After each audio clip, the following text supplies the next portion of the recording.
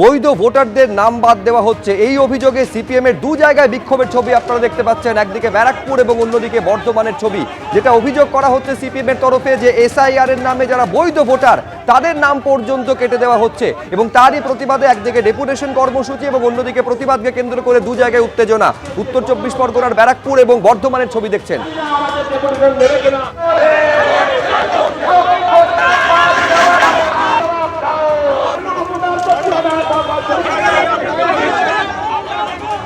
কৃষ্ণনগরে জেলা শাসকের দফতরের বাইরে ভোটারের লাইন, ডিলিটেড ভোটারদের ভিড়, ডিএম অফিসের বাইরে ভোট থেকে লাইন পড়েছে আর কাউন্টার খুলতেই পড়ে গেল হুড়োহুড়ি।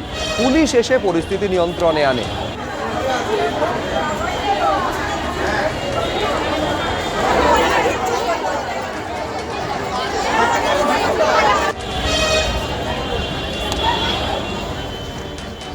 আমি আমার নাম ডিলেট হয়ে গিয়ে ভোট সেন্টার থেকে সেই ভোটের নাম তোলার জন্য আবার জমা দিতে আসছি। 2002 বাবার নাম আছে।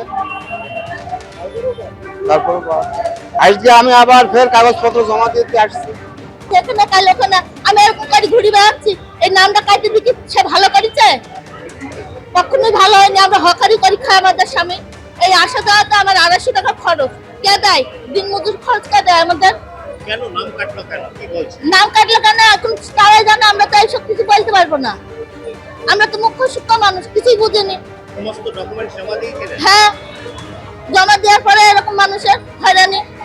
2002 সালে আমার নাম লক্ষণ ছিল, তারপরে কোর্টে রেভিডিউট করেছি, করার পরে আমি 2 নামে একই ব্যক্তি তার প্রমাণ দিয়েছি, তারপরে আমার নামটা কাটা গেছে। এবার আমার মেয়ের নামটা এখন হোল্ডে আছে। তাহলে এই ভোগান্তিগুলো কারা ভুগবে? হ্যাঁ, হিয়ারিং দিয়েছিলাম হরিপুরে, তারপর আমার নামটা কেটে দিয়েছে। এই একই ছবি বারাসতেও দেখা গিয়েছে। সেখানেও জেলা শাসকের দফতরের সামনে দীর্ঘ লাইন, চূড়ান্ত তালিকায় নাম বাদ গিয়েছে, ডিলিটেড দেখানো হয়েছে আর সে কারণে লম্বা লাইন ভোটারদের।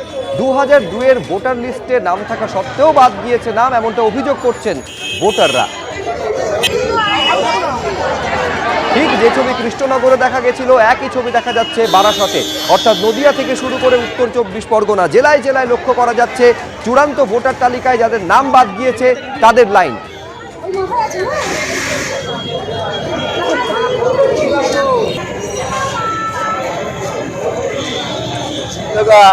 ওটা তো প্রায় সেই সকাল থেকে ভোর 5টা থেকে, ঠিক আছে। এদের কোনো সিস্টেম নেই, কিছু নেই, যে যেখান দিয়ে আসছে সব ঢুকে যাচ্ছে, হয়ে যাচ্ছে, ঠিক আছে। আর সব থেকে বড় কথা হচ্ছে যেভাবে জেনুইন ভোটগুলো কেটে গেছে এটা কিন্তু অবাস্তব। আজকে ভাবুন, বাচ্চা ছোট ছোট দেখলাম, কেউ 3 বছর আছে, 1 বছর আছে, কেউ 3 মাস, ছোট ছোট বাচ্চাকে নিয়ে এখানে এসছে। তাদের অবস্থার কথা ভাবুন। আপনি কেন? আমি আমার ভোটটা কাটা গেছে তাই।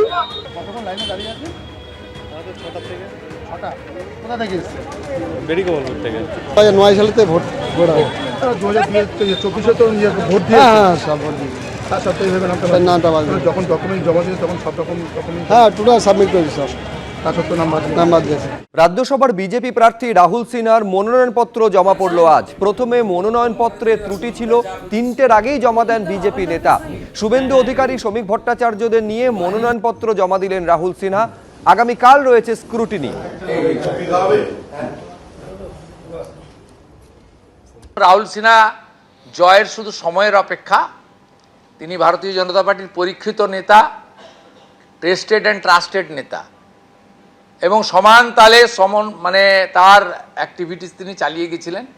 দল যোগ্য মনে করেছে, শুধু কেন্দ্রীয় নেতারা নয়, আমি শ্রমিক দা এবং আমাদের যে রাজ্য ইলেকশন কমিটি বসেছিলাম তাতে আমরা যে 5টি নাম পাঠিয়েছিলাম, আজকে বলতে কোনো অস্বীকার করার উপায় নেই, সেখানে গুরুত্ব দিয়েই রাহুল সিনহার নামটাও পাঠানো হয়েছিল।